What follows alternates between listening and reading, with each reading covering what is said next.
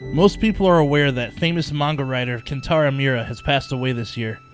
He was 54 and was very influential in the manga and anime community, and his death was not only saddened by his family, but his extended one who are fans that enjoyed the work as well.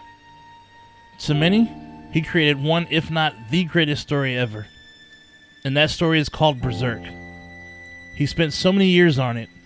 Not only the story is great, but the meticulous details he put into the artwork on every page, which is why chapters took so long to be released, but fans would eagerly await to get their hands on it. There have been 3 games, 2 anime series, and a trilogy of movies released about Berserk. Now look, I don't claim to be as knowledgeable as many diehards out there, but I am a fan of the series, and would like to share my personal story of how I got into the series. Most notably, how I really enjoy the character, Guts.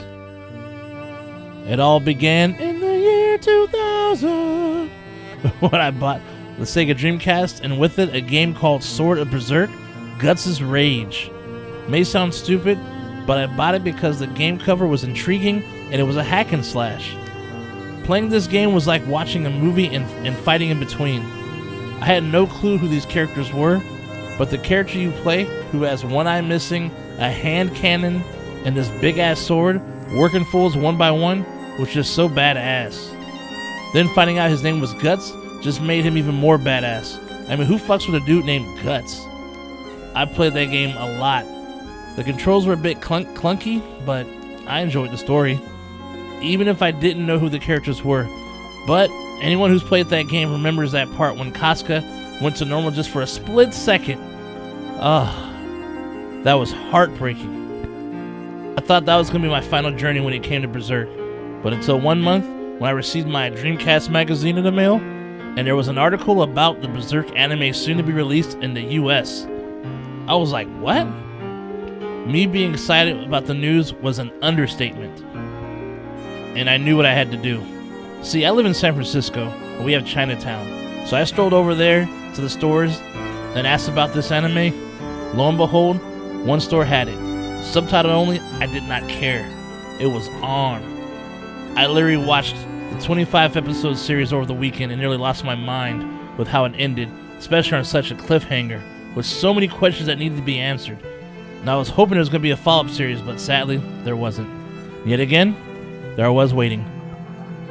Then we forward 2 years later, I found out about the manga, started picking those up for a bit, and then there was news about a new Berserk anime coming out.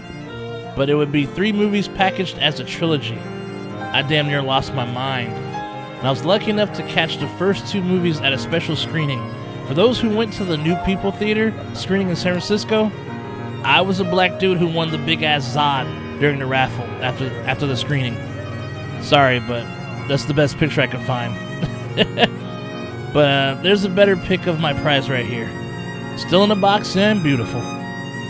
Then, of course, later on, another anime came out that was not well received by the fans. I mean, the animation was very questionable, and many didn't like the fact that it would skip chapters of the story. I mean, I agree with the look of the animation for sure. Just a piss poor job, no doubt. But I have to admit, it was nice to see something new on screen when it comes to the story. The past anime has always started from the beginning of the story, and we never got to get past the eclipse. So it was a little refreshing to see a little more of Berserk. Though it's out of whack, but hey, you know, what you gonna do. So let's get into the main man himself, Guts, the Black Swordsman, the man who killed 100 soldiers in one night. A man who carries a sword so big it's called a Dragon Slayer. As a character, Guts is simple, yet complex. His whole life has been predicated on fighting and death.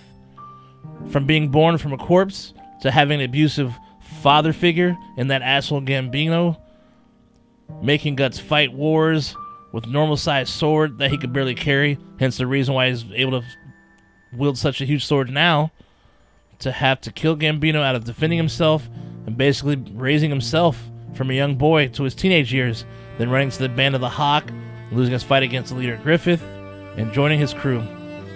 Fight, fight, fight. You get the point. Up to that point, all Guts knew was fighting. It seemed to be his only purpose, fighting to survive, but not to live. That changed eventually after joining the Band of the Hawk. He learned that there's more to life, friendships, and most importantly, a purpose. We all know what Griffith's thoughts were of what a true friend is, right? Remember what he said? In my mind, a true friend never relies on another man's dreams. A man who would be my friend must have his own reason for living, beyond me. And he should put his heart and soul into protecting his dream. He should never hesitate to defend it, even against me. For me to call a man my friend, he must be equal to me in all respects. This speech was a very pivotal part in the story, and it made Guts realize that he would need to leave the group and search for his own purpose. Heavy shit, man. But Guts even learned how to love, remember, Casca? And throughout the rest of the manga, as we know, he went on his own. But through his travels, the good, the painful, the fighting, he would find friends along the way. It didn't have to fight alone anymore. But it also gave him more of a reason to live. Guts is simple, but complex. To me, his best feature is the fact that he doesn't give up. Guts will always find a way. I use this trait in my own personal life. I appreciate what Kentaro left behind. It's a story that fans across the world have adored and loved to this day, and will continue to do so. I have my big books ordered off of Amazon and pre-ordered the upcoming ones as well, as I've held off reading them for a bit. But that's about to change. And I'm not sure if we'll ever get a true ending to the Berserk story, but the ride has been fun since the early 2000s to now. And I'm sure we'll eventually get another series, a game, hey, maybe a live action movie at some point in time. And I'll be there to eat it all up. So anyhow, this is Shay Nasty, and I'm out.